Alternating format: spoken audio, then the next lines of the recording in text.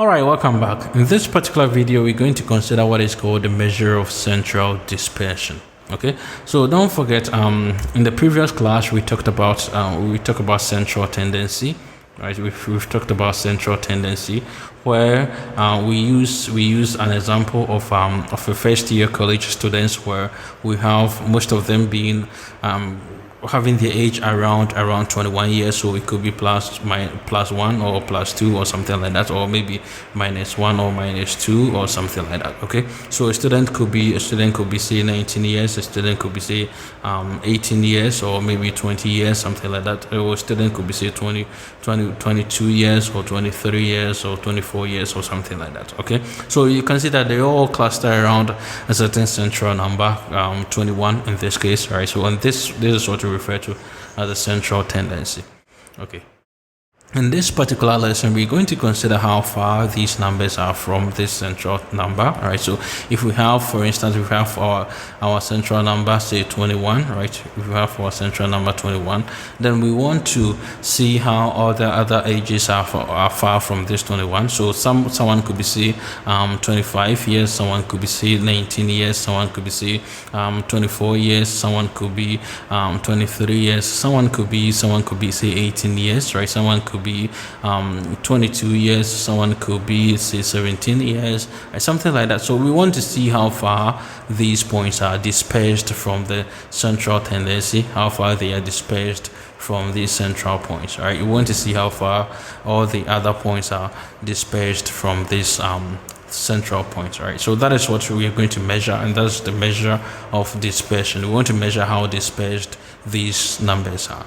Okay, so let's see in the next slide some of the metrics that we're going to use to measure these these dispersions. Okay, so in this case, we're going to consider what is called standard deviation, right? And then we consider the range, we consider interquartile range, we talk about the 5-number summary, we also talk about what is called the coefficient of variation, the empirical rule, the Chebyshev rule.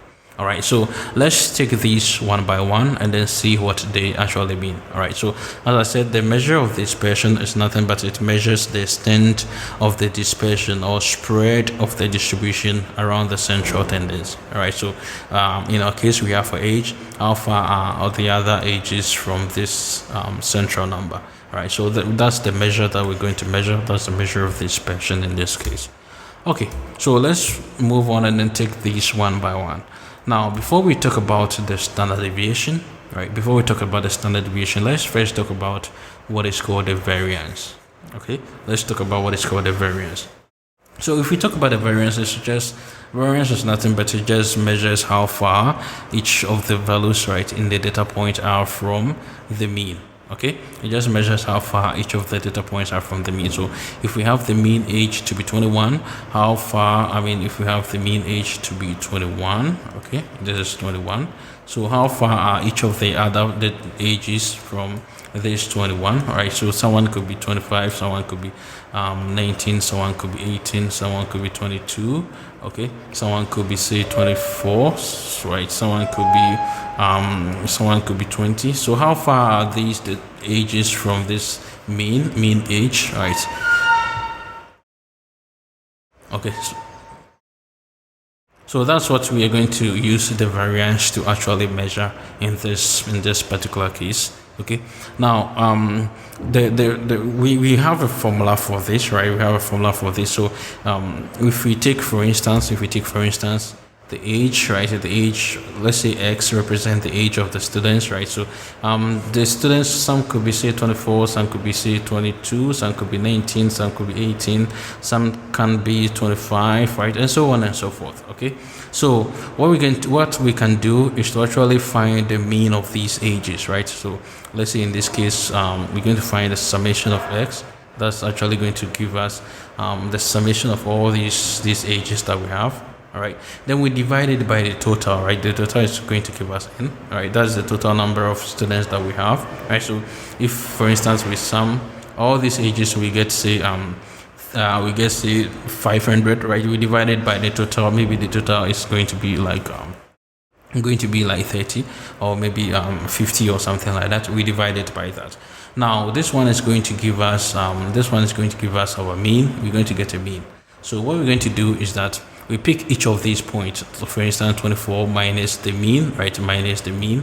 So let's take, for instance, we find the mean, and then we got the mean to be say we got the mean to be say 6, right? We got the mean to be say 6. I'm just taking hypothetically, right? 6, right? Or maybe to be more sensible, let's say we got the mean to be say 20. Right, we got the mean to be say 20, and then in this case we're going to do 24 minus 20. We pick 22 minus 20, right? 22 minus 20. We pick say 19 minus 20. Okay, so this is going to give us each of the x minus the mean. Okay, each of the x minus the mean. After we do that, we're going to find we're going to find the square of this. We're going to find the square of this. Right, so we find each of these, so x minus the mean square, right? We're going to find the square of each of these.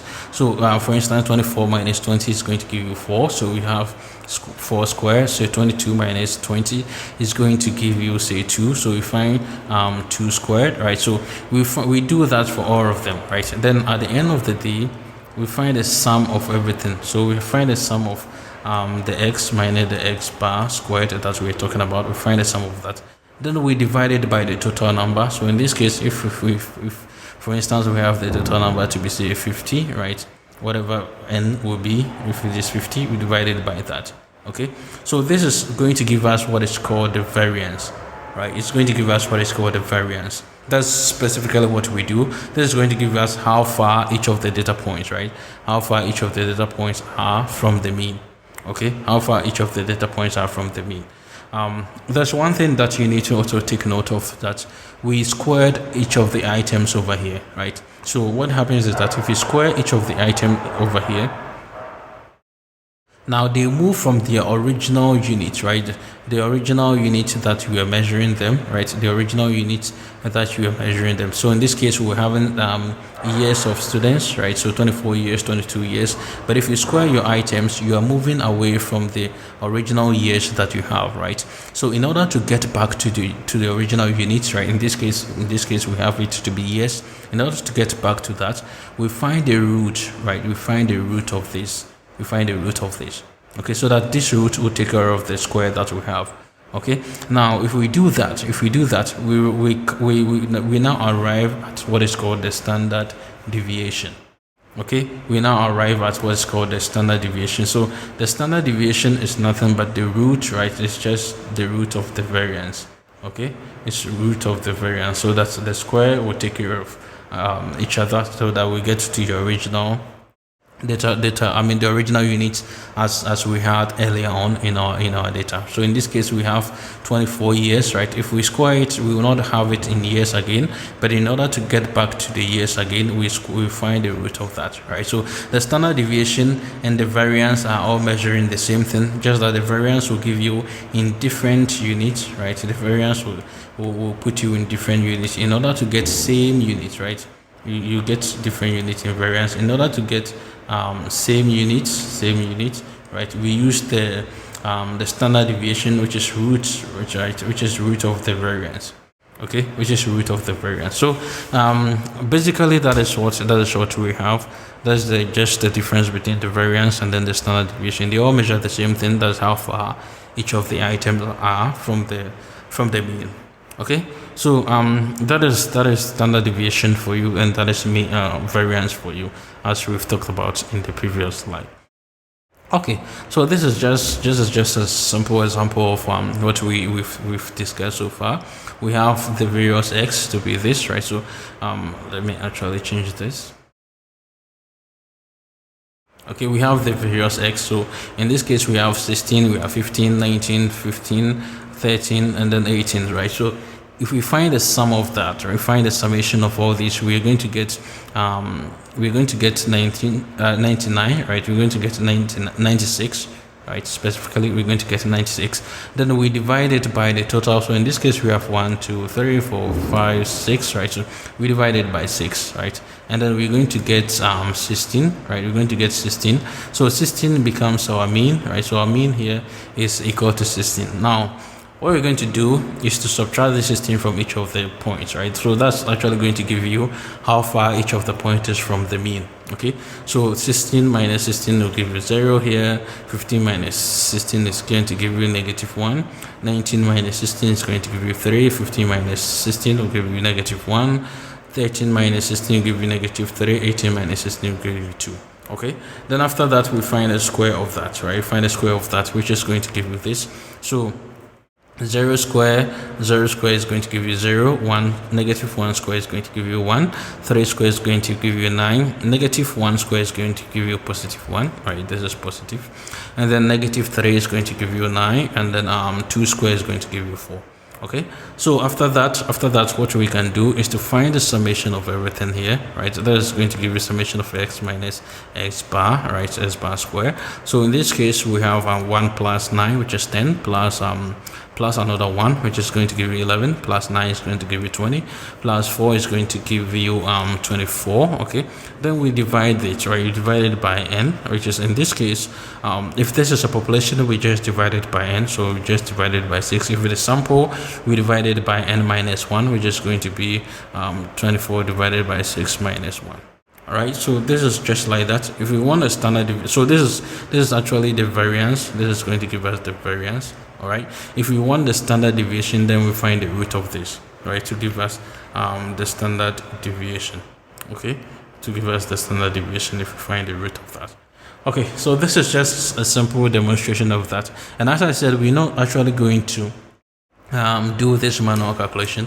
I mean, when we go to the Python notebooks and we're doing our projects, we're going to actually do this with the help of the Python. So in this case, for instance, if I want standard deviation, I'll just do np.st, or maybe let me first do variance, right? So let me first do variance. So np.val, right, and then I pass in my data. So if for instance I want to find the variance of this, now you see that I have the variance over there. If I want a standard deviation, I just do np.std, right, and then I pass in my a over here. Now you see that I have my standard deviation and then my variance. Okay, so I mean, we're not going to do these tedious calculations. We're not going to do that. All right, now in the next slide, what we're going to talk about is what is called coefficient of variation. Right, we're going to talk about what is called the coefficient of variation. Now, previously, what we've been discussing so far is a situation where we have a mean, right? Maybe in this case, 21 years, right? And then the other students are having their own years, like 18 or 21 or 22 or 25, something like that. And then we try to see how dispersed these are, right? Using the measure of dispersion, right? We try to do that. Now, this is actually for University A, right? This is, say, for University A. What if we have another university, right? Say University B, right? Let's say we have University B, right? Let's say we have University B. So for University A, we can find this. We can find the measure of dispersion for the first year students. What if we want to compare the measure of dispersion for the first year students, and then for University A, and then the measure of dispersion for first year students for University B? So for the University B, we can find maybe the average of the age of the University B could be somewhere around, say, 24, right? Around 24. Let me change this one. Okay, somewhere around 24, and then we have some other ages, maybe 22. We also might have 19. We also might have say 18, right? Or 20, 25, or maybe 28, something like that. Okay, so this one, the dispersion here could be different from the dispersion here. So if you want to actually check the dispersion in these two teams, then I mean in these two schools, then we cannot use the measure of dispersion in this case, right? We cannot use the measure of dispersion in this case. Now, what we can use over here is what is called the coefficient of variation. Okay, what we can use here is what is called the coefficient of variation. So this one will help us to do relative dispersion, to measure relative dispersion. Okay, so for instance, if we want to compare the stock price, right, the stock the stock price of say the stock price of Amazon, right, versus the stock price of say Apple, right? Amazon versus Apple, right? They are two different companies, right? These are two different companies. So if you want to compare the stock price of these two companies, what we can use is what is referred to as the coefficient of variation, right? We cannot use the measure of dispersion in this case. Okay, so let's see this in action. Let's see this in action. Let's see this in action. So the coefficient of variation is nothing but the standard deviation, the ratio of the standard deviation to the mean, right? So if this population, you use these symbols. If it is some sample, then you just use small s and then the mean symbol over here, right? So just the same concept. The ratio of it's just the ratio of the standard deviation, right? The standard deviation and then the mean, right? So the standard deviation and the mean. Okay, so let's take an example of this and then try to get to understand this better. All right, so we have these two teams, right? So let me change my pen over here.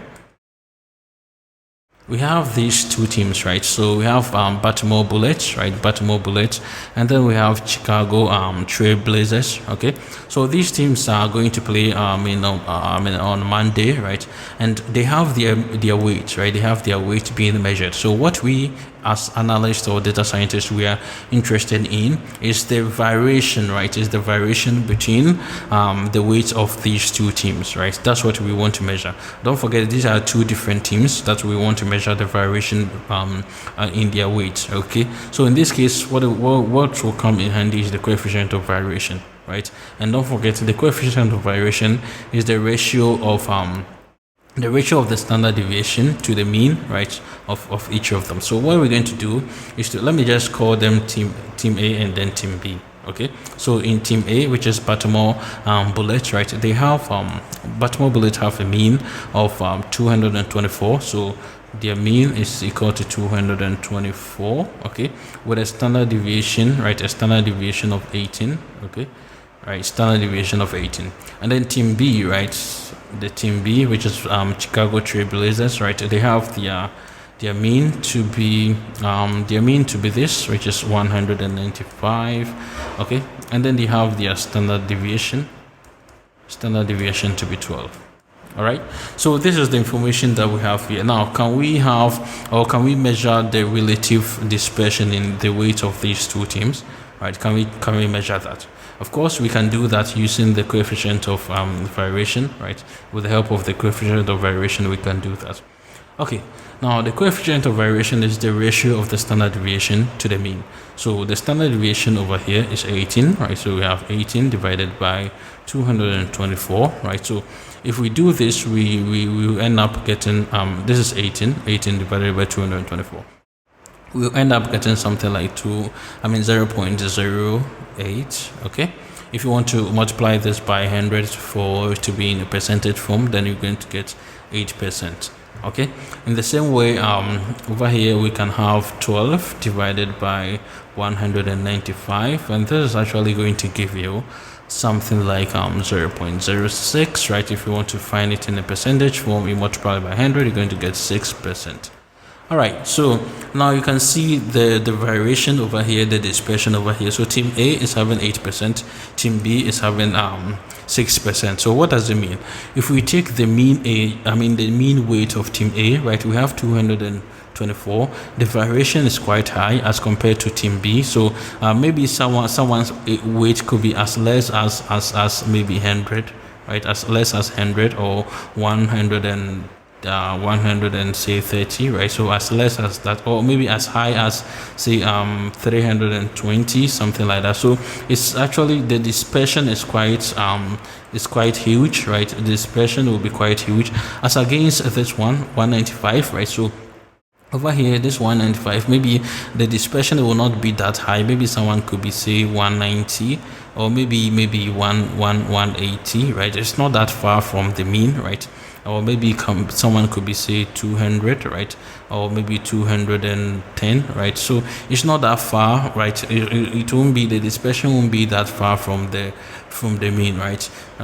So over here, the higher the percentage, the higher the dispersion. Remember, if you want the variation, right, the smaller the coefficient of variation, the better. Okay, so if we want to measure which team is having a better variation, then team B is having a better variation. Which team is having a higher coefficient of variation, then team A is having the highest coefficient of variation, right?